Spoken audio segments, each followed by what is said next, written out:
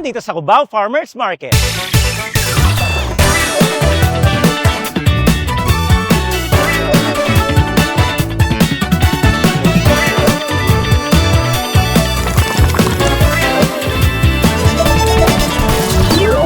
Touchdown tayo dito sa Cubao Farmers Market. Narinig namin at nabasa namin ang inyong mga request dun sa Seaside Market natin na bisitahin din natin itong Cubao Farmers Market at alamin natin mas mura daw ba ang presyo dito sa loob. Tara, pasok tayo at alamin natin kung ano mga paninda, magkano ang presyo, ano ang mura, ano ang mahal, magkano ang paluto. Tara, pasok na tayo. So nandito na tayo sa tapat ng paluto sa Farmers Market. Makikita nyo to, ito yung pinaka front. Tapos dun sa loob ay may mga iba't ibang lamesa. Tapos dito banday meron kang makikitang parang menu ng dampa nila. Parang uniform price ba to? Hindi kasi ako sure first time ko dito. Pero nakikita ko dito, mukhang mga paluto nila to. Per kilo, 240. Kung meron kang papaihaw, ganun din sa iba, chicken, pork, gulay. So hindi lang naman pala puro seafood ang pwede mong mabili at maipaluto dito. Kumbaga meron ka na talagang aasahan para hindi na tayo magkagulat pa. For now, pasok lang muna tayo dito. Pili lang tayo ng kung sinong magluluto mamaya bago tayo mamili para at least pagkabili natin, alam natin kung saan tayo didiretso. Yun ang technique muna na pwede kong i-share sa inyo na ginawa ko ngayong araw. Tara, ito yung mga lamesa. Pero maaga pa kasi ngayon mga kaps, sa 4:20 pa lang. So malayo pa sa dinner. Hindi pa siya masyadong maraming tao ngayon. Meron ding iba't ibang mga paluto dito. Left and right, marami kang option dyan. Pipili na agad tayo kung saan tayo magpapaluto. Siyempre ito, pumukaw ng atensyon ko. Mang Ponso, Kapampangan Style Seafood Paluto Restaurant. Hello po, good afternoon po, madam. Good afternoon. May nakita po kasi akong menu dun banda. Kaparehas lang po ba yan ng menu na katulad ng hawak po ninyo? Actually, standard lahat yung price dito sa Farmers Market. Kung ano nakita dun sa board, parehas lang talaga. Okay. Meron po ba kayong tip kung paano mamimili dito sa Cubao Farmers Market? Sinasuggest namin na pasamahan namin sa mga staff namin. Kasi para at least, di ba, aware sila kung anong babayaran. May makasugi kasi kami sa baba. Kumbaga, papasama tayo sa isang lokal na taga dito talaga, Yes, ano, para trusted. masabi nating tama talaga, trusted. Si Mia. Ay, hello po.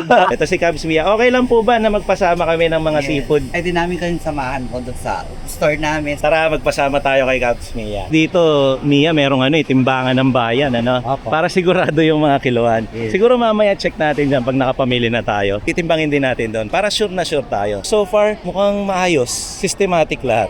Okay, dito tayo dinala sa Dana Conchings ni Mia. Dahil dito po yung suki namin na pinagkukuhaan po ng aming crabs. Oh, ang dami nga, para no? mapili natin kung ano yung matataba. Po yung malaman. Lalaki po to. Lalaki pag ganyan kasi po yung shape nung Akla po sa kalalaki, halos parat lang malaman. ito yung shape niya kapag babae. So ganun po yung classification ng mga crab. Siyempre kahit saan naman, bakla lalaki, babae. Magkano po ang kilo? 1-1 po. I-mix na lang natin. Okay ba yon, Mia? Pwede. I-mix namin, no? Babae at saka bakla. bakla, no? Para mix Tikman din yung mo yan. matitikman mo.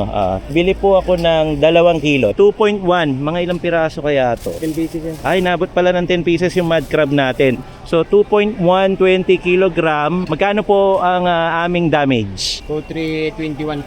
Bayaran na po namin yan. Salamat po, sir. Magkano po yung ganitong hipon? Magkano kilo? 650 po. Ito pa big. Ito medium size. Pag medium siya, magkano siya? 520 na lang. So, 650, 520 na ganitong size. Yes po. Okay, ito malaki to. Okay, ito pang Tempura. tempura. Tapos meron silang pusit na pwede mong gawing calamares. Magkano po ang kilo? 520. 1 kilo po. Yan po. 570 is 550 na lang. 550 na lang, sabi ni Yes. ma'am. Ayan, salamat po. Bayad na po kami. Magkano po ang scallops ninyo? 200 lang po, isang pack. Ilang piraso ba to? Bilang ba to, ate? 25 or 30. 25 hanggang 30. Ito. Kukuha kami ng 2 po. Okay. Tapos magkano po yung Puhol, 100. puhol? May malalaki, may maliliit, may medium. Ah, iba-ibang size ha? Oo. So small, medium, Big, large. Ah, large. big. Oh, talagang malaki Magkano malaki. nga po ulit to? 120. Dito, 120. 100. May talaba tayong malalaki. Tingnan mo kalalaki. Ay, ang laki nga, no? Kilo. Magkano ang kilo ng talaba? 150. Ito daw po itsura. Kita niyo po yung kamay ko, ano? Oh, kasing Ah. lapad ng kamay. 150, Yeah, 1 kilo. 150, Ah, sige, isang kilo. ganito po. Kukuha ko Bibigyan nito, kita. 1 kilo. Tapos 1 kilo din po Isang nung kuhol. malaking kuhol. Okay. Usually po, anong luto sa kuhol? Bata. Yan po, 1.2. Okay na ba yan? Oh, sige po, magkano po abutin niya? 150 to 150 na lang. Okay, 150 na lang daw to. Yung talaba po, magkano inabot? Siguro gawin na natin 2 kilo po. Okay. Yan po ba iniihaw lang? Pwedeng iyaw, pwedeng bake, pwedeng steam. Ayan, 2 na lang Ayan, yan. 2 kilo. Okay na rin. Magkano inabot? 300. 300 tsaka 2 150. Okay, sakto-sakto 300 pala. Plus 150 plus 400. Sir, ito na natin. Maganda. Marindoke, yan. 100 lang, 1/4. Konti lang po, hindi naman lahat Okay na yan? kumakain yan. Okay. Sige. Magkano po inabot? 130. Gawin 130. natin 150. Para sige, sige. 850, 9. Wala lang butal-butal kay ate. Para wala nang butal-butal. Okay. Oh. Okay. Dagdag pa. May dagdag ako. Oh, may dagdag pa. Ay! Baka hindi na 150 yan ate. Oh, 150. 150 pa rin. Okay. 150, 160. Okay, sige po. Okay. I-total na po natin at bayaran na po namin. Salamat po. Okay, dito naman, since wala pa tayong mga nabiling isda, dito may mga isda section. Talakito, Okay. bangos, lapu-lapu, red lapu, betilya, tsaka maya-maya. Pampano. Meron po ba kayong tanige? Mayroon po. Kasi best for ano yun malambot sa kilaw no? Kilaw. Magkano po ang tanige? 680 lang. Kukuha lang po kami ng kalahati kasi ikikilaw lang po namin. Pang side dish lang naman namin. Okay, kinilo na po. Magkano inabot? 780 grams, sir. Pwede na yan, sir. Sige, okay lang. Kahit lugpas na konti para dumagdag naman.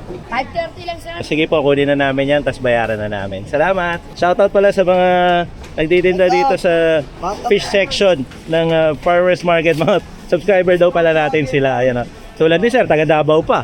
Napanood daw niya yung Davao natin. Tagal na nun ha? Galing Sir. Shoutout daw kay Boss Jay. Tapos na sana tayo kaso may hinahabol si camera woman. Ano binibili mo? Shrimp thermidor. Shrimp thermidor sa malalaking ano? po.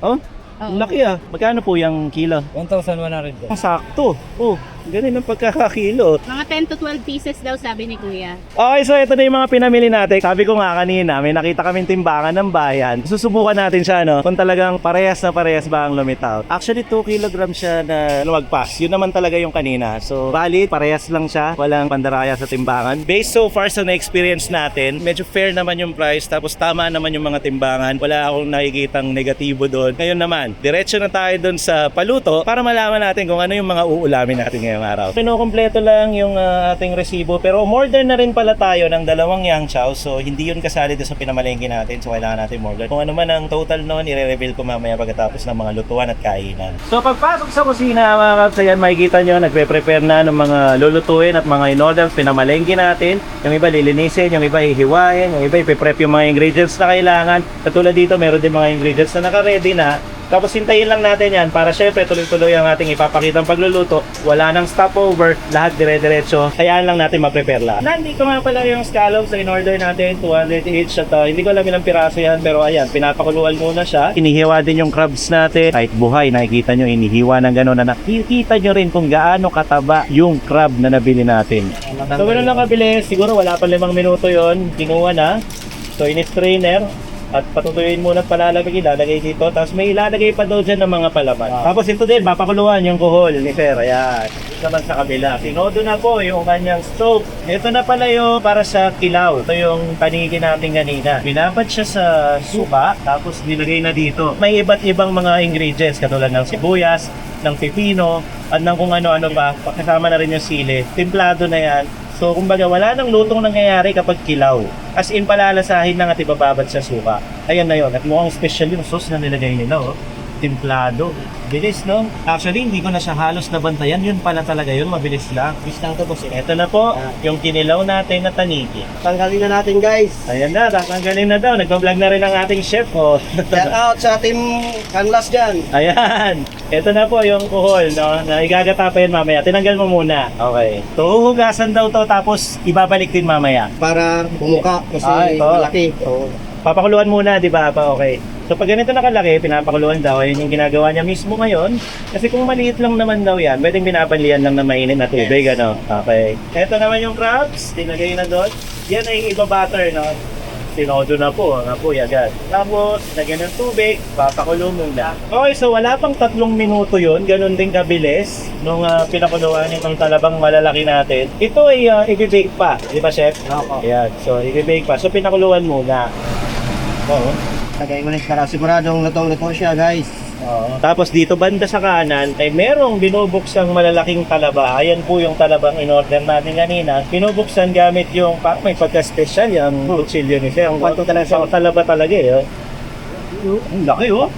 Ang laki itong laman oh. Tingnan nyo naman oh. Pakalaki niyan. Dito naman mga kapsay, naisa lang na yung malalaking hipon natin. Ito ay gagawin shrimp thermidor. Pero ang style dito, halos lahat po ng binili natin ay pinakuluan muna. Para sigurado daw. Ayun yung butter, pinatok pa dun sa scallops. Oh. Creamy na, cheesy pa, no? Ang daming nilagay, oh. Fried garlic. Para meron din siyang konting lutong. Ano, nagipa na agad ang kulay at nakikita nyo medyo nakahiwa na siya doon kasi nga gagawin niya thermidor katulad nung kinain natin last time. Ayan. Eto na, magigisa na si Chef ng kanyang gata para dun sa alcohol. Nilagyan niya ng bawang. Tapos sumunod yung iba niyang pampalasa at aromatics. Meron ng bay leaf doon, merong sibuyas, merong sili at kung ano-ano pa. Mukhang may luya din. Lagay na natin yung buhol. Nice na ni Sir, nilagay na po yung guhol. Nakakangkong mga kab. Eto naman, nilagyan na ng gata. Bali, 2 gata ang nilagay niya dito sa putahe na to. Tapos dito banda ay naglagay siya ng mga iba't ibang pampalasa niyang powder. Kasama na rin dyan yung salt and pepper. So inalo na doon. At tinodo na nga yung apoy. Tapos banda dito ay halos okay na nga yung talaba natin. Mukhang i-bake na lang to. Nilagyan na siya ng mga butter at mukhang lalagyan pa siya ng cheese para meron talaga siyang toppings at meron siyang imimelt kapag i-bake mo na siya. Ito naman pala yung para sa calamares natin. Nilagyan siya ng mga powder para syempre kapag nagpiprito ka, coated siya. Mas madali siyang lumutong, mas maganda siyang tingnan at para maging golden brown na rin siya. At meron din siyang itlog para mag-bind niya lahat yun, para tupikit. Dito banda ay almost ready na nga bago ipasok to sa pagbe-bake. So meron na siyang nilagay dyan na kung ano-ano, pati itong mga bawang na to, pati yung butter, pati yung cheese. Ang ganda niyang tingnan. Ganon din ang mangyayari dito sa scallops natin. Bibake din to at lalagyan ng mga keso. Overload cheese na scallops po ang ginagawa ngayon. So balikan lang natin yung crab natin. Mukhang nagsa na yung mga butter na kailangan para maglasa yung crab natin. Ginigisa na siya ngayon. Tinotodo na rin yung kalan. Medyo may pagka DIY daw ang gagawing pag-bake dito. Kasi wala daw oven sila sa kusina nito. Pero may diskarte kayo, no sir? Hindi ko alam kung anong gagawin pero habang ko kung paano nga ba ito mabibake. Nung wala naman silang oven. Katulad din nito. So yan. Waiting sila dyan. Balikan muna natin yung ibang niluluto. At dito naman, ito pala yung technique kung paano sila mag-bake kung wala ka namang oven. No, chef? Tama. Yan. So nilagay nila doon na parang ini-steam tapos tatakpan mo lang yan. Ganun pala. Dahil madiskarte ang mga Pinoy, nakakapag-bake pa rin sila kahit wala silang oven. Wala dito. Yan o. Ito yung laman ng mga supo natin kanina. Gagawin kasi siyang thermidor. So nilabas lang siya yung gamit. Tapos hiniwa-hiwa. Tapos ibabalik din yan doon. Ayan yung mga balat ng tipon natin. Ipapalaman lang ulit ko. Okay, plating na ng kuhol. Ito na siya. So basta pagdating dito talaga na, plating na agad eh. Ito, dito sa section na to, ang pinaka-plating area nila.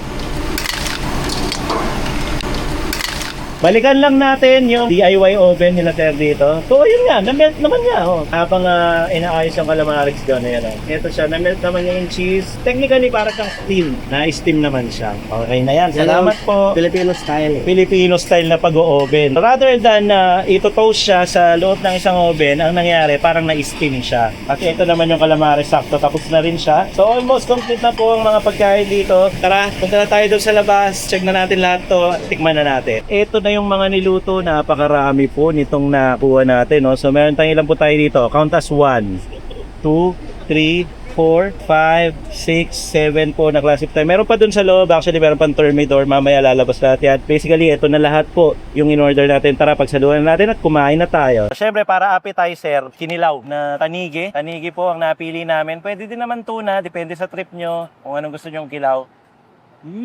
Tamis asim. Kumikiliti dito sa side na parang nandun sa side ng mismo ng panga mo eh. Manamis na maasim-asim. Pwede sa beer. Ito yung higanting, hindi naman siya technically or literally higante, pero maganda-ganda ang size niya. Alam nyo ba, yung oven nila to pero wala silang oven. Tulad na napanood nyo kanina, pinatong lang siya dun sa kawali na may tubig na kumukulo, tapos tinakpan. So para siyang steam. Uy, sarap po. Yung keso. Cheesy na, creamy pa. Ito daw si Chow. Uy, cool! Tinutpick. Pakilala ko lang dito sa Cubses Channel. Wala tayo sa Team Galas TV. Bagong editor po ng Team Galas TV. Susubo ng talaba. Ito yung yung sa makapagal din na ginawa natin. Oo, Difference lang, pero- steam style kasi ginawa dito eh. Pero dito, sugpo, Ah, ginamit hindi lobster. nila. Time out muna kami sa lobster kasi lahat na lang May halos ng nga lobster kanina tayo eh. Ang masasabi ko dito sa Cubao Farm Market, hindi siguro siya yung pinakamura, hindi siya over, hindi rin siya under. Sakto lang. Nasa mid-range siya. Given na hindi naman to yung palengkihan talaga, dampa to eh. Kumbaga, itong mga nasa likod namin na mga kainan o paluto, wala naman silang stock eh. Kumbaga, pupuntahan mo sila after mong mamili. So, wala silang uhugutin sa rep nila, sa freezer nila. Wala silang kahit ano dyan. Ikaw ang magbibigay sa kanila ng lulutuin. Ganun siya. At ang kagandahan dito nga, pare-parehas ang presyo nila. Kahit sinong piliin mo yan sa mga yan. Pare-parehas lang yan. Bawal yata talaga daw na merong ibang presyo ng luto yung kabilang tindahan. Tapos dito, iba, standard lang. So, nagkakaiba lang sa luto, Ah. sa way ng pagluluto. Sabi ni Chow, pasarapan na lang. So far, itong nakain namin, nagugustuhan namin. Wala akong masasabing masama dito. Di ba? Tol, oo, nakakarami Good. lang ako eh. Nauna na sa crabs si ano. Ayan. Yung mga edito. Sige. Hindi ko po makakain lahat, so yung iba, sila magja-judge, no? Mas maganda rin naman kasi na marami kaming kumakain dito para iba-iba ang opinion. Ang sarap ng kilawin. Oo. Ako mag-agree ako na masarap yung kilap. Yung timpla nung acid nung kalamansi tsaka suka pinagsama, may tamis pa. Ayun. Nakuhol. Fresh yung kuhol. Ah, Meron dito. sasawa na. Kasama ba na yun? Ang simple lang nito. Pero gusto ko lang maging honest, hindi kami expert sa seafood. Hindi lang Kapampangan kasi wala naman dagat sa amin, no? Tama. Pero in terms of logic ng pagluluto at kung anong mga inilalagay dyan, yun lang din ang ginagawa nilang proseso dito. Kung paano sila magluto ng iba't ibang putahe sa Pampanga, siguro yun lang din ginawa nila dito. Kasi pwede mo naman lutuin nyo lang hindi seafood eh. Mama, meron namang cheesy na chicken, cheesy na giniling na pork, mga ganun. In-apply lang nila sa seafood. Like gata. Pwede ka maggata ng iba. Gata na isda, gatang baboy. Hindi, gusto ko nga sana yung isang crab, papagata sana, kaya lang kumuha tayong kuhol. So, automatic kasi yung kuhol, gata na talaga yan. Doon siya masarap na luto. Narinig namin po yung request ninyong lahat na mag-Cubao Farmers Market at ito na nga po yun. Salamat po Agad-agad. sa pag-comment. Agad-agad. So, thank you dito sa Parang- Dampa sa farmers kasi inalaw nila kami. Ay, oo. Actually, share na rin natin para totoong buhay talaga lahat na nangyari, no? Hindi ka actually basta-basta makapag-vlog, kumbaga parang kailangan mo ng permit. Mag-ask ka muna ng permission Oo, sa kasi kanila minsan to nababasa ko sa vlog na ay kailangan pala magpanggap lang na vlogger para magkaroon ng discount. Hindi po siya ganun eh. Kumbaga, pumunta po kami ng office, nangingi kami ng permiso para makover or ma-shoot namin to. Siyempre, binigay namin yung credentials namin. So, hindi rin pwede yung naisip nyo sa comment section. Gusto ko lang i-raise yun ha. Baka kasi makapag-spread kayo ng False parang information. false technique.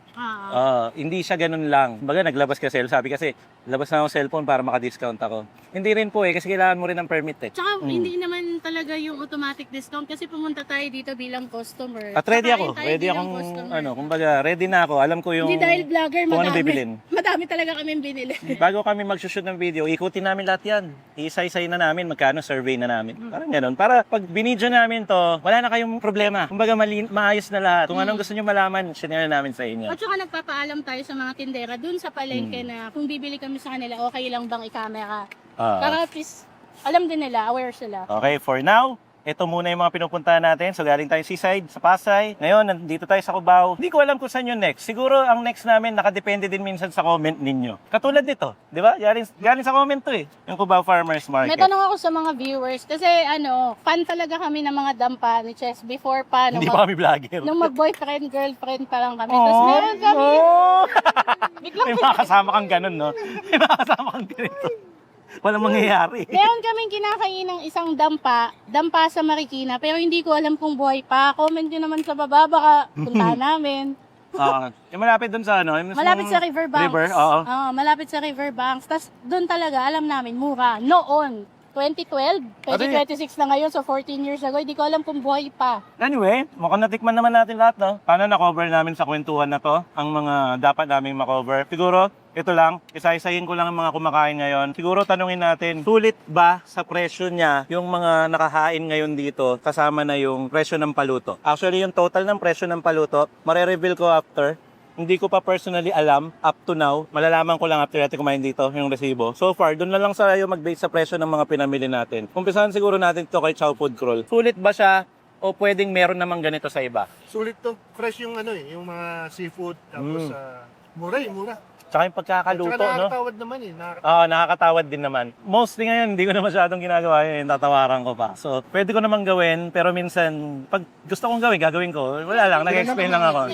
Sila naman nag-aalok minsan eh. Oo, minsan, nagtataka din ako, natatawa nga ako sa comment. Ba't ganun si Ate nagbigay ng discount? Hindi naman nangihingi ng discount yung bibili. Sila nagbibigay. Si Jumbo naman, para sa'yo, sulit ba lahat ng nakahain, pati lasa? Sulit. Lalo nung naluto ng lahat, tapos natikman na natin. Ganda kasi. Masarap kasi. Oo, ang ganda kasi na itsura. Kaya no? talagang naging sulit na sulit. Para ka rin nasa resto. Hindi siya yung dampa-dampa lang, mga ganun. Para kang nasa resto talaga. Para sa akin naman, oo, sulit to. Sa presyo niya, kaya rin niya ako sinasabi, fair siya. Hindi ko masasabing mahal siya, hindi ko masasabing mura siya. Basta, tama siya. Para sa akin, personal kong opinion. Pati sa pagkakaluto, iba pa rin yung lasa niya talaga. Compare dun sa mga na-experience na natin na nagpaluto tayo, di ba? Camera woman naman. Sulit. Kasi kung magkakaroon ka ng basis sa pricing ng pagpaluto, mura talaga dito. Kasi sa kanila na yung ingredients tapos per kilo magkano lang, 200 plus lang. Tapos Kapag standard pa. Oo, tapos standard Yung presyo. pa. Tapos nung natikman namin lahat, pasado naman. Okay. Gordon Ramsay dito pumunta. Oo. Dito ba pumunta si Chef Gordon Ramsay? Ayan. Kaya Sabi daw pala. ni Chow Food ko, si Chef Gordon. Hindi ko alam yun ha. Galing ha. Anyway, si bagong editor ng Tibelas TV, Tito Z. Para sa akin sulit kasi standard naman yung presyo ng paluto nila eh. No? Ah, Hindi naman uniform. nagbabago-bago. Kung maga nasa iyo na lang kung saka makakamura, kung bibili ka ng maramihan o kaya kung makakatawad ka ng malaki, nandun na rin yan. Kaya sulit pa rin siya. At saka mai-add ko lang, kanina dun sa menu nila, kasi ang na-experience ko before, laging per kilo. Dito may half. Mababawasan ng konti yung per kilo prices. Dito, pag half kilo lang yung papaluto mo, may bawas din. So hindi siya automatic na 1 kilo na agad yung paluto. At isang natutuwa ako dito, may add ko lang, hindi kayong ina-attack. Hindi kayong parang, di ba? Walang Kung pilitan. nagigets kayo, sinasabi ko yun yung ibig ko sabihin, hindi ko na bibigyan pa ng ibang word. Hindi sila aggressive. Yun, hindi sila aggressive. Hindi rin pushy. Yung ganun ba? Yung alam mo ba yung parang pag pumupunta ka sa isang mall, di ba, yung mga sales, nakakalabit ka, napuwi sa inyo. Wala ganun dito. Ewan ko kung sa iba, or baka nahihiya lang sila sa camera. Meron pa nga yun. basta so far, walang ganun. Meron pa nga yung kukonsensyahin ka. Sasabihin, nanonood ako sa video mo, tapos di ka sa akin kakain. Pasensya na po kayo ha. May gumanon, pero Hindi namin kayang bilhin lahat. Anyway, Cubao Farmers Market, sana nagustuhan nyo ang mga tips at saka experience at saka mga luto na pinakita namin para kayo ay madaling puntahan to ha. Ayan lang yung EDSA. Maraming taga Manila na nanonood dito. Kumbaga nasa sentro siya. Actually, sa tingin ko nga, yung sa Dinggalan at saka to, halos parehas lang. Oo, parang parehas No? lang halos. Dinggalan na Aurora, kung napanood nyo yun, parang parehas lang nito eh. Kaya ang daming ano nun eh. Iba lang yung vibe Violent nun. reaction eh, hindi siya cheap talaga eh. Iba lang talaga yung vibe.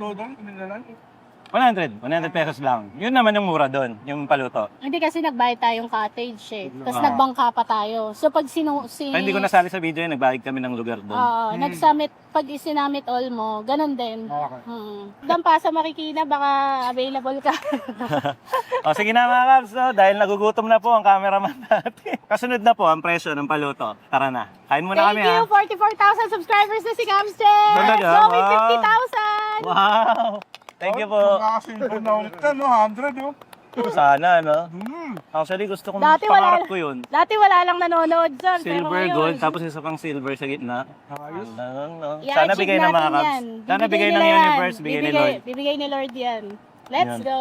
Thank Sige na. you, Kabs Nation. Let's go! As promised mga Kabs, dito sa dulo ng video na to, wala rin akong idea magkano pa inabot ng paluto kasi yan, ang dami niluto. So malalaman natin kay Mia, magkano ang inabot, dala-dala na niya may wagang resibo. Bali, 3,400 kasama na po yung rice doon.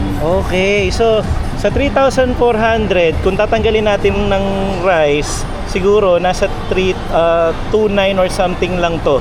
Nasa ganon. Pero total, 3,400 kasi kumuha din naman kami ng kanin. Dahil lang pumunta kami dito, wala naman kaming kanin. So ang total, according kay Mia, eto nga yun, 3,400. Sige, bayaran na po namin to. Salamat Mia! Thank you din po. Alright. So explain ko lang yung 3,400 na paluto. Yun ay lutong parang restaurant na din yung dating. Hindi naman siya yung lutong bahay lang, yung mga ganon. So syempre meron silang menu dito na sinusundan. Para sa akin, okay lang naman yung presyo niya. Pero kung susumahin mo, parang 2,800 or 2,900 lang talaga yun eh. Pag samahin mo lahat. Parang 8 yung putahe. Kasi meron pang kinilaw. Ayan.